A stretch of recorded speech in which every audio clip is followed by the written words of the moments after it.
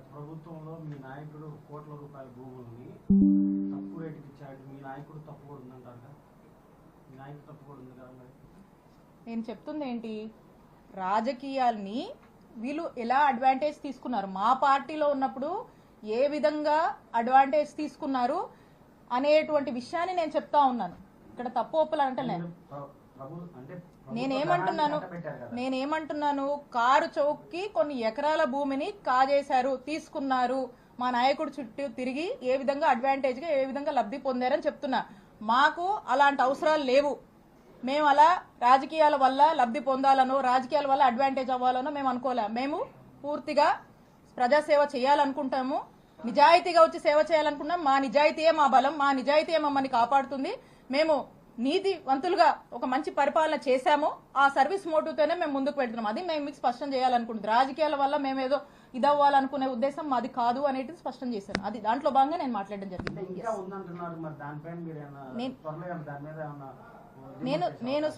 నేను స్పష్టంగా చెప్పాను, విషయాలు చెప్పాను, దాని డీటెయిల్స్ కూడా అఫీషియల్ గానే గవర్నమెంట్ దగ్గర ఉంటాయి. ఇంకా దాని గురించి ఎందుకు చెప్పాను కదా. Yes, next. ఇద్దరు రాజకీయ నాయకుల మధ్యన మీరు ఎదుర్కోగలుగుతారా? ఇక్కడ ఇద్దరు ముగ్గురు అనేది కాదన్న విషయము. This is about public and public's perception. Public కి తెలుసు, జనానికి తెలుసు, ప్రజలకు తెలుసు మంచి నాయకుడు ఎవరు, ప్రజల సమస్యలను ఆలకించే వాళ్ళు ఎవరు, ప్రజలకు ఏ ప్రభుత్వం మేలు చేయగలుగుతుంది, ఏ నాయకుడు మేలు చేయగలుగుతాడు, ప్రజల మనిషి ఏ నాయకుడు. జగన్మోహన్ రెడ్డి గారంటేనే జనం ఎంతో ఆదరణ, ఎంతో మంది ప్రేమ అభిమానాలు జగన్మోహన్ రెడ్డి గారికి ఉన్నాయి, మా నాయకుడికి ఉన్నాయి. అతని మీద ఒక నమ్మకం ఉంది. మా నాయకుడు జగన్మోహన్ రెడ్డి గారు అంటేనే క్రెడిబిలిటీ. ఈరోజు ఆ మాట అంటే మాట మీద నిలబడతాడు అనేటువంటి ఒక నమ్మకం ఉంది. అలాంటి నమ్మకం ఉన్నటువంటి మనుషుల కోసం ఆ నమ్ముకున్నటువంటి నాయకుడు ఖచ్చితంగా ఒక మంచి నాయకుడుగా మా నాయకుడికి పేరుంది. అదే మా బలం, అదే ప్రజలు అదే నమ్మకాన్ని, అదే ప్రేమని, అదే ఆదరణని మాకు చూపిస్తున్నారు. కాబట్టి ఇక్కడ ఉన్నటువంటి మా చిలుకూరుపేట నియోజకవర్గ ప్రజలందరికీ కూడా మా పట్ల ఒక మంచి ఆదరణ ఉంది. కాబట్టి అదే మా బలంగా మేము భావిస్తున్నాం. ఇద్దరు కాదు, ముగ్గురు గారు, ఇంకెవరన్నారా అని. ఒకరికి ఇద్దరు ఉన్నారు, ఇద్దరికి ముగ్గురు ఉన్నారు, చూస్తున్నాం కదా రాజకీయాలు. సో కాబట్టి ఏదైనామైనప్పటికీ ప్రజలకు తెలుసు, they are very smart and they know what is what అనేది. ఎన్ని సంవత్సరాల తర్వాత బయట పెట్టడానికి కారణం అంటే లావు మధ్య మీ మధ్య ఇంత విభేదాలు ఉంటే అధికారం మీ పార్టీ ఉన్నప్పుడు కానీ ఇప్పుడు కానీ ఇన్ని సంవత్సరాల తర్వాత ఈ రోజు బయట పెట్టడానికి కారణం ఏం చెప్తారు?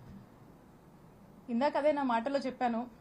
ఎప్పుడు నేను అనుకునేదాన్ని ఇది నేను మాట్లాడాల్సినటువంటి పరిస్థితి ఎప్పుడు నాకు రాకూడదని నేను అనుకునేదాన్ని.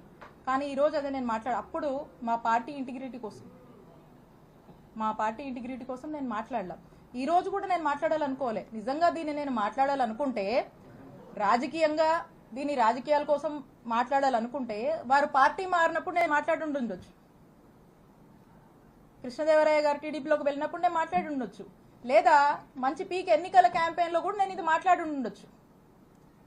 కానీ నేను దీని నుంచి ఎప్పుడు రాజకీయ ఏదో లబ్ధి పొందామనో రాజకీయంగా నాకేదో అడ్వాంటేజ్ అవుతుందనో నేను ఎప్పుడు చూడలే, మాట్లాడొద్దు అనుకున్నా. బికాజ్ అది నా సంస్కారం అది, నేను మాట్లాడొద్దు అనుకున్నాను.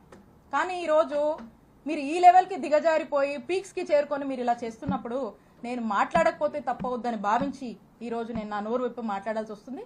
కేవలం ఈరోజు మీరు చేస్తున్నటువంటి విధానాలు చేస్తున్నటువంటి తీరు నాకు నచ్చక ఇక తప్పదేమో అని చెప్పి మీ నిజస్వరూపం ప్రజలకు తెలియాలి అనేటువంటి ఉద్దేశంతో నేను ఇదంతా కూడా బయటపెట్టి మాట్లాడడం జరుగుతా ఉంది. మేడం, మీరు అన్నారు కదా చిలుకూరుపేట నుంచి వడ్లమూడి ఎంత దూరం, వడ్లమూడి ఇప్పుడు వాళ్ళు గతంలో మీరు కేసులు పెట్టారని వాళ్ళు అంటున్నారు, ఇప్పుడు వాళ్ళు పెడుతున్నారని మీరు అంటున్నారు. ఇక్కడ కేసులు అనేది కూడా తప్పుదారి పట్టిపోతున్నాయి కదా, దానిపైన ఏ ఛానల్ అన్నాను ఇది? నీకు కేసులు ఎఫ్ఐఆర్లు చూస్తుంటే కూడా నమ్మకపోతే నేనేం చెప్పాలి చెప్పు? వాళ్ళు అంటున్నారు, మీరు అంటున్నారు. కాదు, నేను అంటుంది ఏంది, ఎట్లా పడితే అట్లా. ఎక్కడ చూపించండి.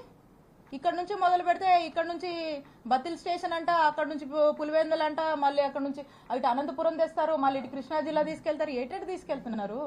ఎప్పుడన్నా విన్నారా ఇది? బిఎన్ఎస్ 111 సెక్షన్ ఆర్గనైజ్ క్రైమ్ ఎప్పుడన్నా విన్నారా మా టైంలో? మీరు ఇది వినలేదు కదా, మేము చేయలేదు అలాగా. వాళ్ళు చెప్పేదానికి దీనికి పొంతం లేదు అసలుకి. మేమన్నీ ఎఫ్ఐఆర్లు సాక్ష్యాలు ఏం జరుగుతుందో మీరు రెగ్యులర్గా పాలిటిక్స్ ఫాలో అవుతున్నారు కదా, మీ క్లారిటీ ఉండొచ్చు, ఉండాలి. లేకపోతే చెప్పండి ఏ కేసు ఏందో మాకు దాని గురించి కూడా కూర్చొని మాట్లాడుకుందాం. కాబట్టి కళ్ళకు కట్టినట్టుగా రెడ్ బుక్ పాలిటిక్స్ ఏ విధంగా రాజ్యం వెళ్తున్నాయి అనేది మనకు స్పష్టం అవుతుంది. ఇంకా కూడా మీకు అర్థమవుతుందంటే you have to update. Yes, next. మీరు ఇప్పుడు అన్నారు కదా నెక్స్ట్ కంపల్సరీగా మా ప్రభుత్వం వస్తుంది మేము కూడా చూపిస్తామని అంటున్నారు. కాబట్టి నేను అంటుంది చూపిస్తామంటే వరుస పెట్టి ఇట్లా చేస్తామని నేను అంటలేదు. పాలిటిక్స్ లాగా మీ- ఉన్నాయి కదా మేడం. నే- అంత ముందు ఇప్పుడు సేమ్ టు సేమ్ కదా. అప్పుడు పాలిటిక్స్ ఇప్పుడు పాలిటిక్స్. నేను అంటుంది ఏంటి, ఒళ్ళు దగ్గర పెట్టుకోండి అని చెప్తా ఉన్నా. అధికారం ఉందని అధికారం దుర్వినియోగం చేసి ఇష్టానికి చేయొద్దని చెప్తా ఉన్నా. ఇష్టం వచ్చినట్టు చేస్తే ప్రజలు తీర్పిస్తారు. when టైం కమ్ పీపులే సమాధానం చెప్తారు. సో కాబట్టి ఆ రోజు కూడా వాళ్ళు ఫేస్ చేయాల్సి ఉంటుంది. That's what I'm telling. Right, next. Madam కేసులను ఎలా ఎదుర్కోవాలి? అదే బా, లీగల్ గా మాకు ఇన్స్టిట్యూషన్స్ మీద నమ్మకం ఉంది. ఏదున్నా లీగల్ గా ఫైట్ చేస్తాము, న్యాయ పోరాటం చేస్తాము. మాకు ఒక పార్టీ ఉంది, మా నాయకుడు ఉన్నాడు, వాళ్ళ సపోర్ట్ ఉంది. ముఖ్యంగా ఈ అన్నిటికన్నా మాకు ప్రజల సపోర్ట్ ఉంది. కాబట్టి ఖచ్చితంగా విల్ ఫేస్ ఇట్. ఏం చేస్తారు మా అయితే ఏం చేస్తారు? అరెస్ట్ చేస్తారు, తీసుకెళ్తారు. ఆ తర్వాత ఏం చేస్తారు? చంపరుగా. Will face it. Okay, thank you.